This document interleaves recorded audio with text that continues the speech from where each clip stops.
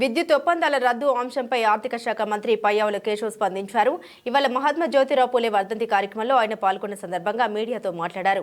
గత ప్రభుత్వంలో జరిగిన విద్యుత్ ఒప్పందాల మీద ఇప్పటికే సీఎం చంద్రబాబు అసెంబ్లీలో ఒక స్పష్టమైన ప్రకటన చేశారని అన్నారు.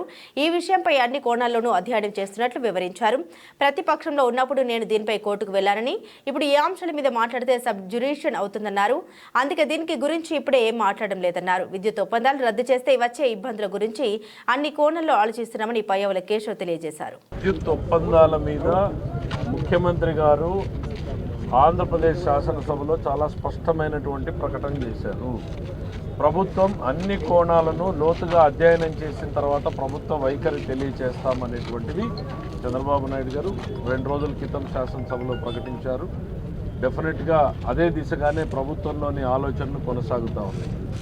ఇక ఈ అంశాలను గతంలో ప్రతిపక్షంలో ఉన్నప్పుడు లేవనెత్తినటువంటి వ్యక్తిగా కోర్టుకి నేను వెళ్ళడం జరిగింది కాబట్టి నేను ఈ అంశం మీద ఎక్కువ మాట్లాడడం అనేటువంటిది సబ్జుడిస్ కింద పరిగణించబడుతుంది. కాబట్టి ఈ కేసుకు సంబంధించినటువంటి వివరాలను ఎక్కువగా మాట్లాడడం లేదు.